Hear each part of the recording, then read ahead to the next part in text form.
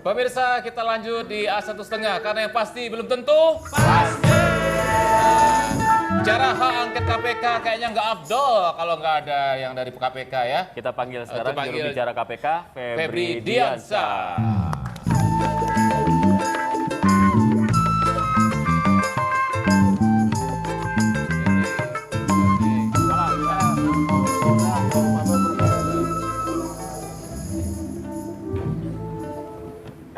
Jadi gimana? KPK langsung aja kita tanya ya. Bagaimana sikap KPK soal hak angket ini? Jadi bicara soal hak angket, sebenarnya kalau kita tarik kembali pada rapat dengar pendapat dengan Komisi 3, pertama KPK ingin bilang dulu bahwa tidak benar kalau dikatakan kita anti pengawasan. Karena kita 2 hari pada saat itu di Komisi 3 dan dipertanyakan banyak hal, kita jelaskan, ada masukan kita terima, ada laporan dari masyarakat kemudian dipertanyakan, kita jelaskan dan kita klarifikasi. Tapi ada satu hal yang sekitar pada pukul 1:30 dini hari di hari kedua RDP tersebut, kita diminta KPK diminta untuk membuka rekaman pemeriksaan Miriam S. Haryani. Pada saat itu kita sudah memulai sebuah penyidikan yang baru, indikasi keterangan tidak benar di pengadilan. Pasal 22 junto pasal 35 Undang-Undang Tindak Pidana Korupsi. Kita bilang kami tidak bisa buka itu. Dengan segala hormat kita tidak bisa buka. Kenapa? Karena proses hukum IKTP sedang berjalan. Satu hal, persidangan sedang berjalan. Keterangan yang dipersoalkan itu muncul di persidangan. Pada saat itu kita menghadirkan Novel Baswedan sebagai salah satu saksi di sana dan kemudian Novel menjelaskan bagaimana proses pemeriksaan ketika Miriam menjadi saksi. Itu keterangan yang disampaikan di proses persidangan. Itu keberatan yang pertama kita. Yang kedua, penyidikan IKTP juga sedang jalan. Penyidikan dengan tersangka MSH, indikasi keterangan yang tidak benar tersebut atau secara publik banyak yang mengatakan itu keterangan palsu di sidang pengadilan, itu sedang berjalan juga. Bagaimana mungkin kami bisa memberikan meskipun hanya sebagian bukti yang sebenarnya sedang dibutuhkan dalam proses hukum yang sedang berjalan. Kami sarankan pada saat itu, nanti pada saatnya juga akan dibuka karena proses hukum sedang berjalan, proses persidangan juga akan berjalan, banyak hal akan diklarifikasi lebih lanjut. Tapi Komisi 3 pada saat itu mengatakan kalau ini tidak dibuka maka ada resiko hak angket.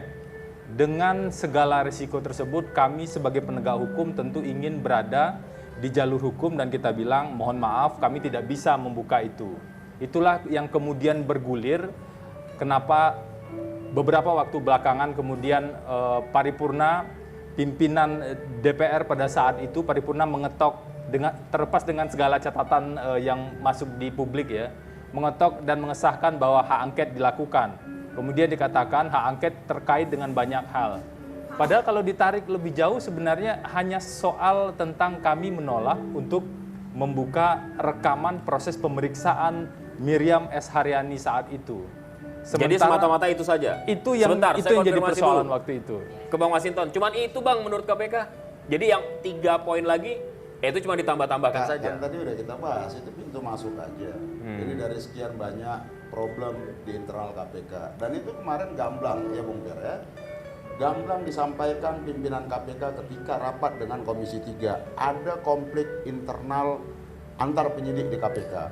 Itu diakuin. Kemudian ada ketidakpatuhan penyidik terhadap pimpinan KPK.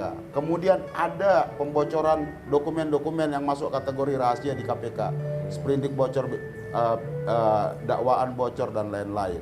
Kemudian ada penggunaan anggaran yang juga tidak tepat di KPK. Nah, dari sekian persoalan ini sungguhnya ya sama seperti kami mengajukan hak angket terhadap Pelindo. Gitu. Apakah Pelindo ini bagian dari institusi pemerintahan? Tidak. Ya, dia adalah badan usaha milik negara yang memang untuk melakukan usaha yang milik negara tadi. Tapi ketika ada persoalan sama di Pelindo juga diputar balik itu bahwa tidak ada apa-apa di Pelindo, tata kelolanya clean and clear. Tapi ketika kita dalami, kebongkar semua siapa yang korup, di mana penyimpangannya, berapa pengalian saham yang tidak tepat, ketahuan Pak ketika dilakukan penyelidikan. Memang kalau tidak ada penyelidikan, pengawasan biasa saja, semua yang disampaikan itu indah sekali. Dan ini, laporan-laporan ini kan banyak. Begini Pak, kita ingin pemberantasan korupsi ini tidak berjalan di tempat begini saja lah. Apa sih ukurannya indeks korupsi kita juga tidak pernah meningkat signifikan tuh mengikuti negara-negara lain, tidak. Ini nih kita ngomong, kita tetap komitmennya, saya dari mulai mahasiswa sampai sekarang tuh komitmen saya anti korupsi. Kenapa saya berani apa? Saya berani mengambil pilihan angket harus dilakukan apa? Pilihannya tidak populer buat saya. Kalau saya menjadi politisi yang pengen hanya nyaman, saya diam-diam saja. Saya main anggaran. Tapi bagi saya adalah pertanggungjawaban, ini ada yang nggak benar. Saya ibarat menghadapi tembok kokoh, tapi tembok ini harus dijebol. Karena apa? Kita cinta terhadap negeri ini dan kita cinta terhadap pemberantasan korupsi dan kita ingin mendorong pemberantasan korupsi. Kita ngobrol dari tadi, saya baru ingat nih, jaketnya Bang Masinton ini seperti statement tersendiri ya, bring back justice. Itu maksudnya apa? Itu apa itu sebenarnya?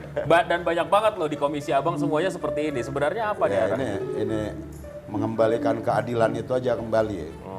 Nah, jadi khusus buat KPK atau tidak dong? Enggak ya. Ya, tapi kan KPK kalau dilihat ini tadi kan dari salah satu ceritanya instrumen Mas aja. Febri bahwa KPK juga sering kan ketemu dengan Komisi 3. Oh iya. Ya.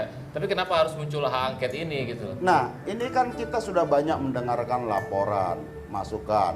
Ketika kita mendalami KPK, selalu benturannya apa? Dianggap kita melemahkan pemberantasan korupsi, melemahkan KPK. Itu yang kadang saya nggak setuju. Apa sih kewenangan yang diberikan kepada KPK itu luar biasa, Pak. Karena ini lahir pada masa reformasi. Semangatnya adalah ketika institusi hukum lainnya kita anggap tidak optimal dalam melakukan pemberantasan korupsi, maka diberikanlah kewenangan besar, menyadap tanpa SP3 apa segala macam. Tapi dalam perjalanannya kemudian kita juga bisa mereview dong, apa kembali yang harus kita koreksi dalam pemberantasan korupsi. Bahwa apa yang dilakukan oleh KPK bagi saya oke, dibanding penegak hukum lainnya. Tapi saya tidak puas pemberantasan korupsi ini begini saja. Dan dalam penjelasan undang-undang KPK itu bukan memonopoli atau mengambil alih tugas pemberantasan korupsi di bangsa ini, tidak. Tapi dia adalah trigger mechanism dari awal pembentukannya. Nah maka ya sesungguhnya adalah ketika kita memberikan porsi yang berlebihan terhadap KPK, menurut saya juga itu tidak tepat. Ya karena apa? KPK itu manusia di dalamnya Pak, banyak terjadi penyimpangan. Porsi berlebihan kemudian ada upaya itu Bang ya. Apa? KPK itu zero tolerance karena dia kewenangannya besar. Kita lihat penyimpangan-penyimpangan dan itu fakta yang saya sampaikan. Oke, Abraham Samad. saya ke Demokrat deh. Bagaimana Demokrat melihatnya? Pak Sarif gimana melihatnya? Kalau Bang Pasito bilang kan porsi berlebihan, jadi ada upaya untuk memang mengkat porsi itu kalau saya melihatnya gitu ya. Pertama kami setuju bahwa pengawasan itu harus memang dilakukan. Karena itu kan merupakan salah satu tugas daripada anggota dewan. Nah, tetapi secara substansi saya katakan ya kali ini kelihatannya penggunaan angket itu terus terang aja kami tidak setuju sama sekali dan sangat berlebihan ya. Karena ya pertama kalau tadi dikatakan menyangkut masalah informasi ya ini kan persidangan sedang berlangsung. Yang kedua kan ada juga tadi sudah saya jelaskan menyangkut masalah KIP. Undang-undang keterbukaan informasi publik itu juga sudah tegas di situ disampaikan bahwa memang ya terhadap KPK dan Jaksa Agung dan Polri ini memang ada pengecualian. Jadi saya pikir saya katakanlah kalau kita kembali kepada substansi ya justru itulah Partai Demokrat dengan tegas Syarif mengatakan tidak setuju. Kalau Pak Syarif memperkirakan tidak tepatnya angket yang dipaksakan kalau misalnya istilahnya begitu sekarang. Alasannya karena apa sih? Ya pertama substansi persoalannya itu tidak tepat. Pertama kami melihat bahwa tidak ada suatu kebijakan yang dilanggar oleh Ya, KPK. artinya ketika angket ini dipaksakan, apakah ada pihak-pihak kekuatan-kekuatan yang ingin memanfaatkan hak angket itu? Ya, Demokrat saya melihatnya seperti harapkan, itu. saya ini berpikiran positif. Oke. Lebih bagus kita mendorong KPK untuk betul-betul menjalankan misinya untuk melakukan pemberantasan korupsi secara transparan dan betul-betul accountable. Dan saya juga setuju mengatakan bahwa kita juga sebagai dewan kita harus melakukan pengawasan. Nah, saya pikir kalau kerjasama ini dilakukan tidak akan terjadi sesuatu hal yang sifatnya berlebihan, ya. Bahwa karena hak angket ini menurut itu implikasinya sangat tinggi sekali. Akan muncul lagi kalau hasilnya nanti sesuatu yang signifikan, misalkan akan timbul satu hak menyatakan pendapat, ya. Dan kalau hak menyatakan pendapat itu implikasinya ke presiden, ya kan? Nah, saya pikir ini Kemana-mana. Menarik. Kalau kepada presiden ini kan partainya partai pendukung presiden. Ini akan ke presiden. Dalam pansus Pelindo itu angket, ya. Tapi itu asal rekomendasi dicatat, tidak selalu. pansus Pelindo itu sekarang tidak berjalan. Akhirnya apa? Tidak ada hasilnya, ya kan? Nah, justru disitulah kalau Pelindo ini jelas-jelas korupsi, ya kan? Nah, tetapi ternyata yang betul-betul substansi kok malah tidak diteruskan oleh KPK. Saya nggak tahu nih prosesnya bagaimana sampai jauh mana. Benar tuh. Ya? Bisa kalau terus sampai hak pendapat sampai ke presiden segala itu. Oh iya, nanti. sampai ke presiden implikasinya. Tidak. Beda. Jadi Pelindo itu, ya pansus angket Pelindo, kita dalam konteks menyelidiki. Ada penyimpangan di sana, tata kelola BUMN yang korup, ya, yang selama ini digembar-gemborkan. Apakah itu berujung hak menyatakan pendapat? Tidak selalu. Jadi sebenarnya hak angket ini hak yang pengawasan, pendalaman, menyelidiki gitu. Biasa-biasa saja sesungguhnya. Ini aja nggak perlu didramatisir. Wah, hak angket ini akan begini, akan begitu. Tidak selalu. Nah, ini disinilah fungsinya hak angket ini kita apa sih kewenangan parlemen itu? Emang parlemen punya pistol kan? Tidak. Dia bertanya, dia mendalami. Ya kan, itu senjatanya itu. Nah, maka apa? Hak angketnya apa? Bertanya, mendalami, apa mana ini. Kita juga apakah kita masuk ke dalam kasus? Tentu tidak. Karena apa? Penanganan Tapi kasus triggernya trigger perkara, kasus, Bang. Apa? Triggernya kan trigger kasus. Kita tidak. Kan Miriam Sebenarnya- itu kan urusannya sama Penyimpangan. Apa yang disampaikan Nopel itu, lihat aja. Kita lihat nih, hitungan waktu, siapa yang berbohong.